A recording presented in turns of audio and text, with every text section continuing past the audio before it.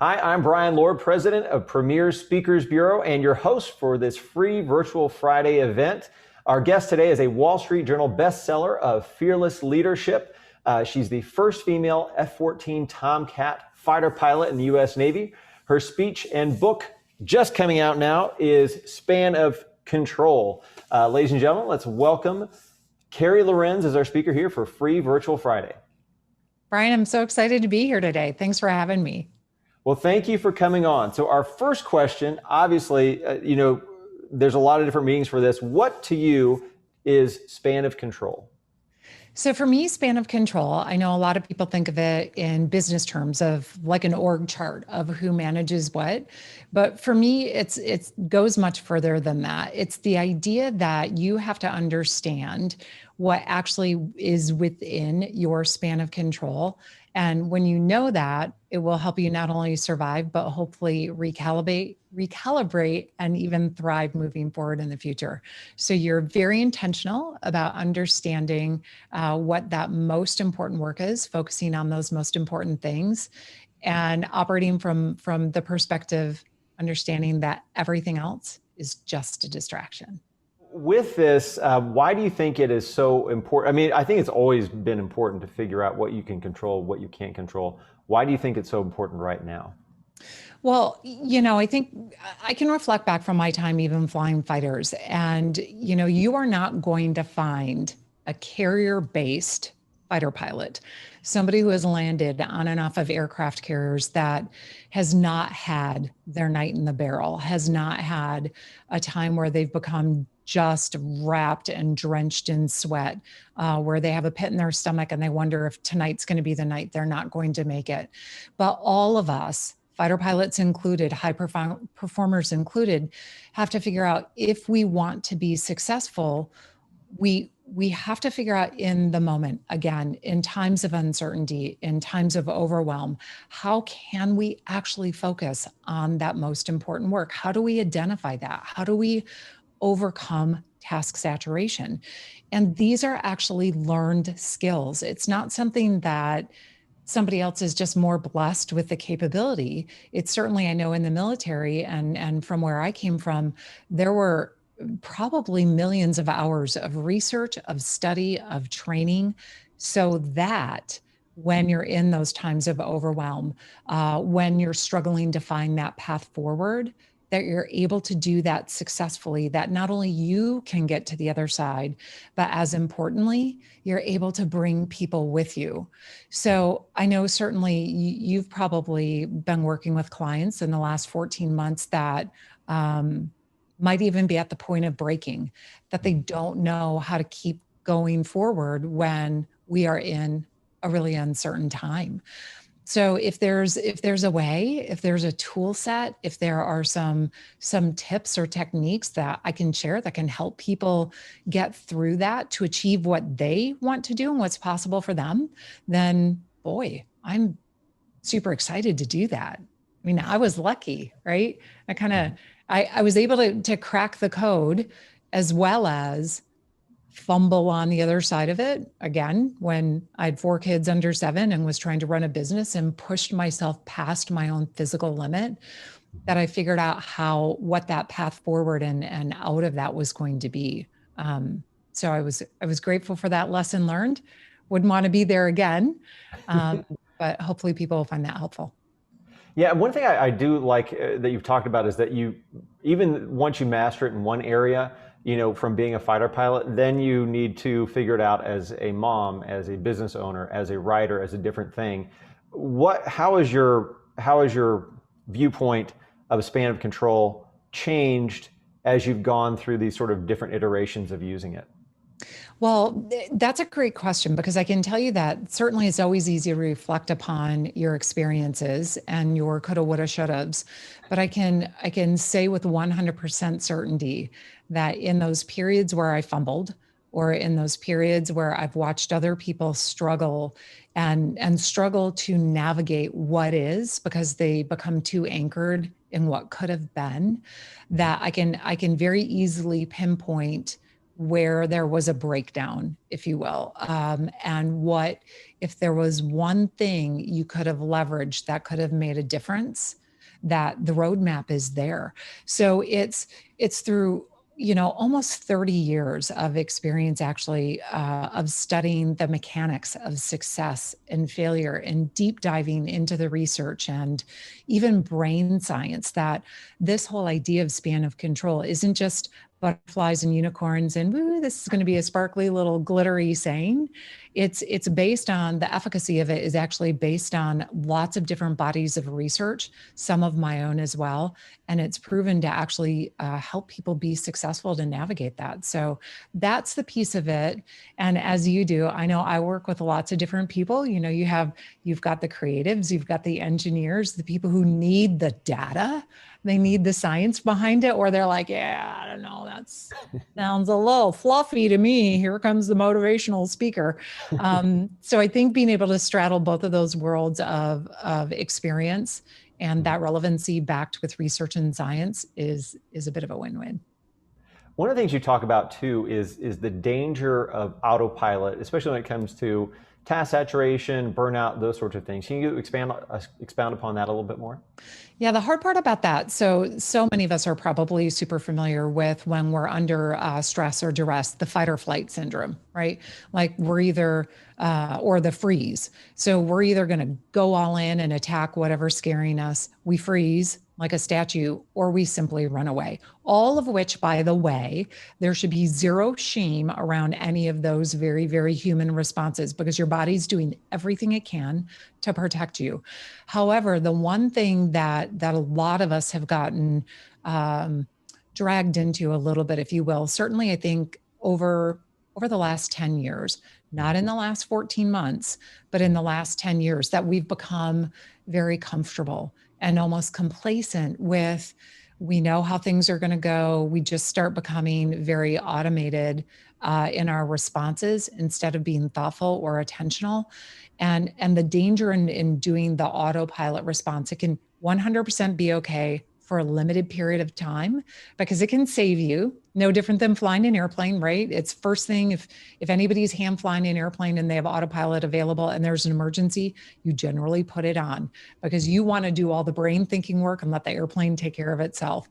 However, the danger in that is if you let that go on too long, then you do fall into either a complacency trap, or even what's happened, for a lot of people during the earlier parts of the pandemic, for sure, slides into a numbing situation that we don't even really pick up on. And whether that's over baking, over Netflixing, over Huluing, over languishing, that then to move through that space effectively can become very challenging. Mm-hmm. Yeah, and we watched all the MCU movies, like 1 through 23 or whatever it was during that time. So we had a little bit of autopilot too. So I know a lot of people can identify with that. But one way that you talk about getting out of that is through purpose. How do you find or identify your purpose? So that's one of the things that I think is, it can be challenging for people especially when you hear a lot of, how do I say this, motivational memes or Instagram, or that sparkly advice that just can say, you know what, if you find your purpose, you're never going to work a day in your life. And you know what, I'm going to push back on that a little bit, because I'm not so sure that I agree with that. If you're going to try to achieve anything worthwhile, or anything that's above average or extraordinary, or even just simply showing up, means you're not always going to love everything that you do. But I think when it comes down to fighting for your purpose, it's really understanding from a leadership perspective.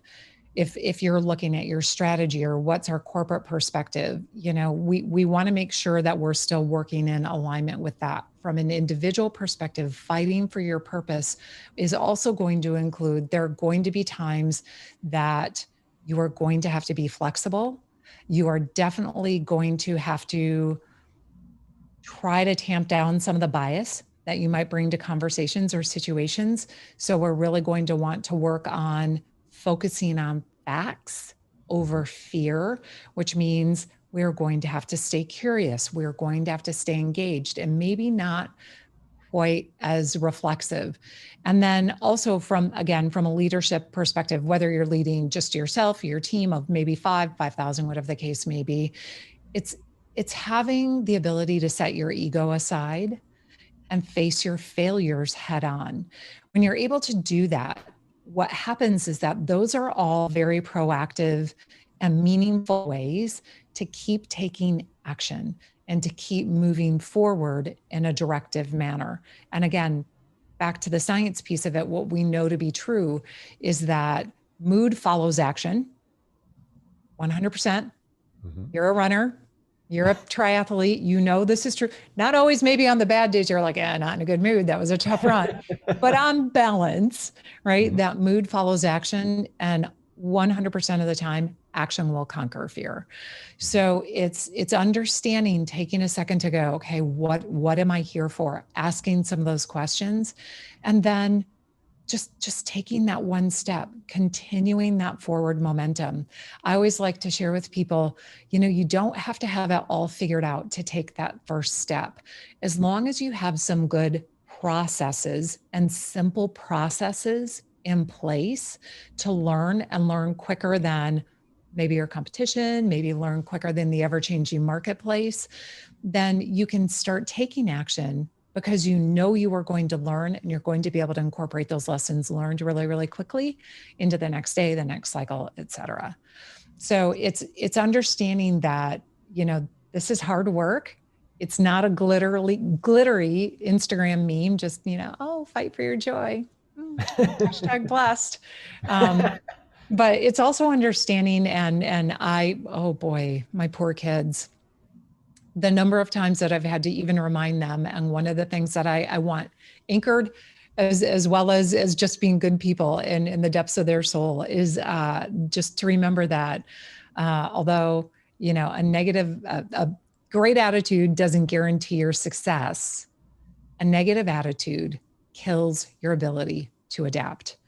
So if whoever's listening or watching right now might find themselves drifting a little bit, or I don't know, boy, I just graduated a year ago. I don't know, I can't even get a job, or I'm new, or I was laid off, or I want to get back into the event space, whatever the case may be, that it's hard work, right? And you don't have to have it all figured out, but just do one step, do something proactive, and you will start developing that momentum. You'll start spinning that flywheel and you'll figure it out.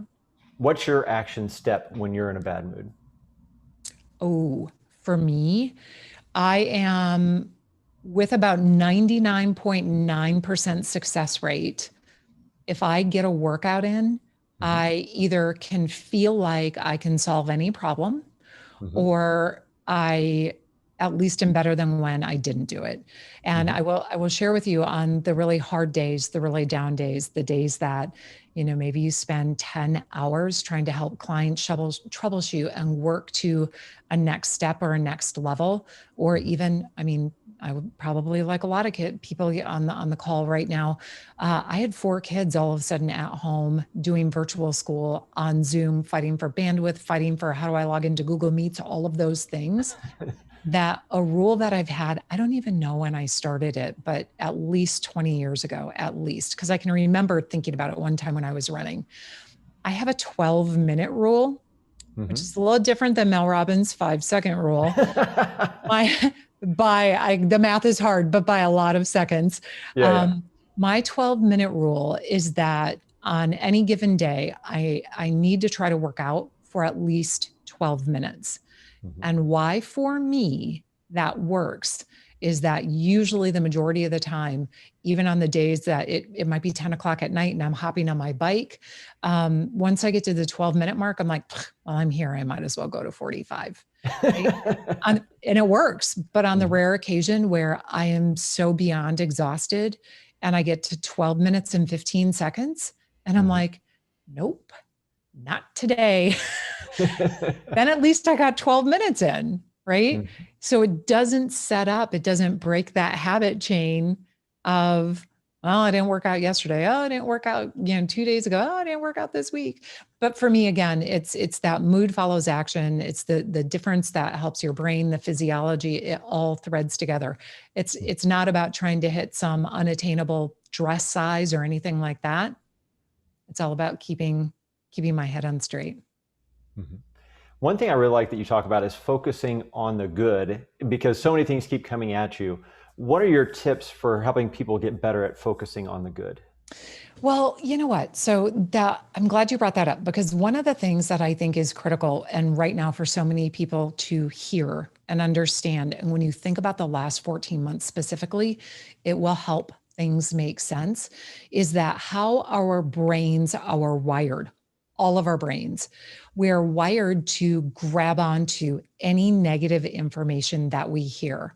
And what's so important for everybody to understand right now, again, this is science, is that when people are overwhelmed, when they're stressed, when maybe they don't feel like they have physical safety, psychological safety, job security, when we're overwhelmed with stress, we do not hear 80% of what is being shared with us. Mm. So, what happens then is that as leaders, as teammates, as parents, right, or partners, we might feel like, good grief, I have said this 10 times. How can you not hear me? Well, whoever is on, think about your situation. You've got young kids. You're like, how many times do I have to tell you no? And you're like, well, okay, maybe with little kids, they're super distracted. But for the rest of us, those of us who are over the age of 4.5, when we're really overwhelmed, our brains are literally in self protect mode. So we're not hearing when we're stressed 80% of what is being shared with us. So that should then open that space of grace for all of us, that instead of operating from a place of frustration or becoming just just barking orders and not even communicating really clearly or effectively, understand that if we want to be tilting toward the good, if we want to have our teams really be collaborative and supportive of each other, if they are stressed, operate and communicate from a perspective of, okay, whatever I'm putting out there, I need to put it through the filter of they might not hear 80% of what I'm saying. So then, how do I change the tone? How do I change maybe the modality that I'm delivering that information? And maybe even how do I need to be a little more patient so that how I show up is supporting my team and is not leading them to become super burned out, or worse yet, or well, not worse yet, or also really disengaged, which is a big danger right now. Mm-hmm. How did you find the tenacity and resilience to keep going when things were not when things were going well, and then when they were not going well? Right. So I think that oftentimes people think that other people are just born more tenacious, or, that person is lucky. They're more gifted. They're more resourced. They're more whatever the case may be. But I think that when it comes to either leading yourself or even leading your team, you always have to be mindful of the fact that how you show up matters, and you are going to have to lead by example. And cognizant of the fact that building your tenacity is like a muscle. If you are opting out or holding back more often than you're going, you know what? I trust my team. I trust myself. We have the processes in place. We're debriefing. We're learning. We'll figure it out. Then when you run into those bumps and you run into those barriers, you will tap out because it feels overwhelming. It feels not doable. And that path forward suddenly gets super cloudy. Mm-hmm. One thing I really love that you talk about is history being the best way to stay grounded during times of stress. Where did you get that, and how do you apply it? Well, I think I'm pretty fortunate in that I am keenly aware of the fact that, again, I grew up just outside of Green Bay. And when I was very young, my dad was a Marine Corps aviator and then flew commercially, but I was about 11 years old and he brought me down to myself and my brother down to the Oshkosh Air Show, which is the Experimental Aircraft Association. And it's one of the biggest air shows in the world. I think it's second to the one in Paris. And it was then that I met one of the very original female military pilots, a WASP. And I heard her story and I thought, well, that's really cool. But it went years after that, this is obviously, I'm old enough before the internet. So all you have is your resource, or your knowledge book is your Encyclopedia Britannica. And there wasn't anything about the WASPs in there. And I never saw any women that were flying. And what I didn't understand was that eventually their story would end up coming full circle, and that 100% of my experience was based on me standing on the shoulders of their experience. And for those that aren't familiar who are listening with the WASP's story, they were some of the first women military aviators who flew several million flight hours during the World War II effort. And when we won that war, and we wrapped things up, the demand had been so great for more pilots, and we didn't have enough male pilots, that's why they brought the women into the fold. But when we won World War II, all of the women were told essentially, go home, put your uniforms away, don't speak of your experience, go back home and be good moms, good wives, good sisters. No need to ever mention this again. And for a lot of those women, it was extraordinarily damaging, because everything that they did was in service of supporting that effort and in service of our country. And all of a sudden, in the fell swoop of a pen, their identity, their belief of what they thought they were contributing evaporated.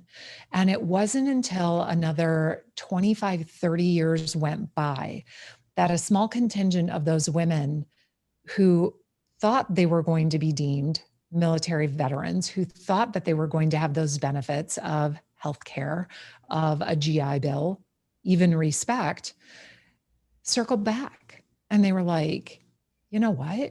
Essentially, we're not okay with this. We flew several million flight hours. They flew every single airplane in the inventory. They were shot at. They used to do live gunnery training where people would roll in and actually shoot at the target with real ammunition. And they were like, we're not asking for anything above and beyond. We're just asking for recognition of the contribution that we made to this very successful global effort. And it took multiple trips to see senators, to see Congress people, to advocate on their behalf. And in doing so, they were so careful with, how are we going to phrase this? We don't want to offend anybody, because people said we're too ambitious. Now, again, Brian, this is 30 years later. So these are women who are like my age, right? They're now 50, 51, 52 going, how did you forget about us? For 30 years, nobody's talked about us. So they navigated that system through the 70s, through the 80s, through the 90s. And it wasn't until 2009 that they were awarded the Congressional Gold Medal. And there were so many women that during the late 70s, they ended up standing up the Women Military Aviators Association. And I know this is a really long story, and I apologize. No, I was intentionally hoping you would tell it. I know. I don't have a sound bite for this one. I'm no good at that. No good at sound bites. But they stood up what was called the Women Military Aviators Association. And they stood it up so that they could help empower and inspire the women who followed them.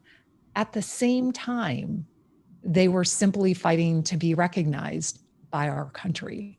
So that the duality in that of what it takes to continue to be on this selfless path, trying to shepherd or mentor or help other women who also want to fly, who are being told no, is quite astounding, because they were still being told no 30, 40 years later. And again, it wouldn't be until just about, I guess, math is hard, about 8 years ago now, again, full circle moment, that I became the president of the Women Military Aviators Association as a way for me to understand or to be able to give back, right? I was on the board, I was director, and then I ended up being the president of it. So it's understanding that journey, that you don't have to throw it all the way back to, the Stoics, if you will. You can simply go back a couple of decades and look at the WASPs, the first military women female aviators, and look at what they went through, from sabotage to being discredited to having to meet a bar 500 times higher than even some of the men who are trying to fly, and just look at it and go, yeah, you know what? I think I'll give her a go. Because if they can do that, and it made them being able to step into the breach, them being able to work through the very dangerous situations of sabotage, of being told that they weren't enough in that effort in 1943, 44, that was the linchpin, that was the thing that allowed us to win World War II. And I think that's pretty spectacular. Yes, it's amazing. Very grounding. Yes, yes. Well, Carey, thank you so much for sharing that story. Thank you for being our guest here on Free Virtual Friday, and for sharing so much, and for sharing your news story and speech. Oh gosh, Brian, it's been a pleasure being here. And I'm sorry I rambled on the wasps. I just get so excited about it. Well, if anybody knows me, I absolutely love history, and I knew a little bit about that part of history. And I'm like, oh, somebody can tell that. So anyway, big history nerd here. It's amazing. It's amazing. And also appreciate you sharing that. So for everyone watching, thank you for tuning in to our Free Virtual Friday series here. Make sure to check out Carey Lohrenz at premierspeakers.com. And thank you to everyone here on behalf of Premier Speakers and National Speakers. And have a great day.